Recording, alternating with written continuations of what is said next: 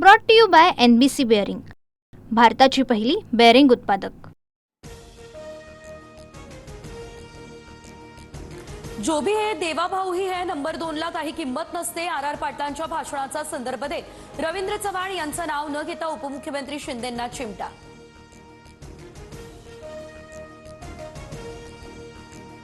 भाजप पूर्णपणे बाटलेला पक्ष, भाजपचं आयुष्य फोडाफोडीत चाललंय। अजित पवार यांचे नेते माणिकराव कोकाटे यांचं महायुतीमधल्याच भाजपवर निशाणा।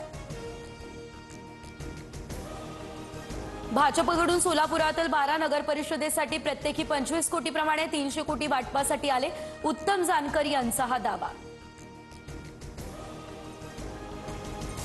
मस्साजोगचे सरपंच संतोष देशमुख यांचा आज प्रथम पुण्यस्मरण। अजित पवार यांचा संतोष देशमुखांच्या कुटुंबियांसोबत संवाद।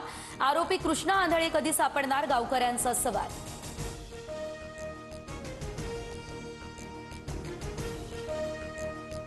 सर्व पुरावे असतानाही न्याय मिळण्यासाठी दिरंगाई का, आरोपींना लवकरात लवकर शिक्षा द्या, वैभवी देशमुख भाऊक। अडचणीत असले की परळीकर देवाआधी धनंजय मुंडे यांच्याकडे येतात। परळीमध्ये आपणच भगवान आहे अशा प्रचारात धनंजय मुंडे यांचा सूर। प्रचारात फोनद्वारे आश्वासनं आणि मंजुरींचा ट्रेंड। सभेतून शिंदेंचा उद्योगमंत्री उदय सामंतांना फोन करत MIDC मंजुरीचा वायदा, मात्र थोरातांकडून फोनवरच्या मंजुरींवरती सवाल। नेते नियत आणि निधी घेऊन आम्ही बोलतो, देवाभाऊ मुख्यमंत्री असेपर्यंत लाडकी बहीण योजना बंद होणार नाही। भद्रावतीमधील प्रचार सभेत मुख्यमंत्री फडणवीसांची ही ग्वाही। निलेश राणे यांच्या विरोधात मालवणमध्ये गुन्हा दाखल, घरात बेकायदेशीररित्या शिरल्याप्रकरणी आता भाजप पदाधिकारी विजय केनवडेकरांची तक्रार। भाजपकडून पैसे वाटप होत असल्याचा राणेंचा आरोप। रवींद्र चव्हाण यांच्या मार्गदर्शनाखाली सगळं काही सुरू, ज्यांच्या घरी पैसे सापडले ते मुकाट। माझ्यावर 10 गुन्हे दाखल झाले तरी पैसे वाटणाऱ्यांना सोडणार नाही। गुन्हा दाखल होताच निलेश राणे संतापले। आम्ही निवडणुकीच्या प्रचारासाठी फिरतोय, गुन्हा कुणी दाखल केला ते माहित नाही। निलेश राणे यांच्या आरोपांवर रवींद्र चव्हाण यांचं उत्तर।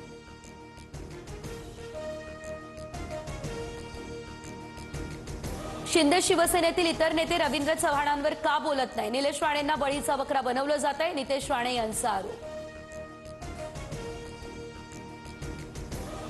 तुमच्या 6 फाईल तयार, 6 महिन्यांमध्ये जयसिंगपूरमध्ये ईडीची धाड पडल्यास आश्चर्य वाटू नये, भाजप जिल्हाध्यक्षांचा राजेंद्र पाटील यड्रावकरांना इशारा।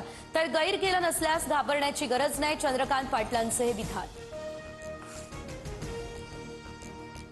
साधूंच्या नावाखाली सरकारचा संधी साधूपणा, झाडं तोडून जमीन सपाट करणार आणि उद्योगपतींच्या घशात घालणार। उगाच संघर्ष वाढवू नका, नाशिकच्या तपोवन वृक्षतोडीवरून राज ठाकरेंचा इशारा। आमचे सगळे प्रकल्प पर्यावरणपूरक, पर्यावरणाचा समतोल राखणं ही शासनाची भूमिका। नाशिकच्या तपोवनातील वृक्षतोडीवर उपमुख्यमंत्री शिंदेंची प्रतिक्रिया। तपोवनाची जागा शेकडो वर्षांपासून साधुग्रामसाठी आरक्षित, फक्त रोपटी तोडणार, दुसरीकडे नवी झाडं लावायला 15,000 खड्डे खणतोय, मंत्री गिरीश महाजन यांचं हे वक्तव्य।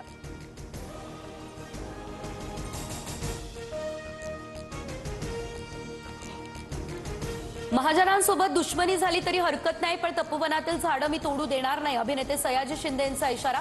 साधुग्राम उभारण्यासाठी झाडांची कत्तल करण्याला विरोध। Brought to you by NBC bearing, भारताची पहिली बेअरिंग उत्पादक।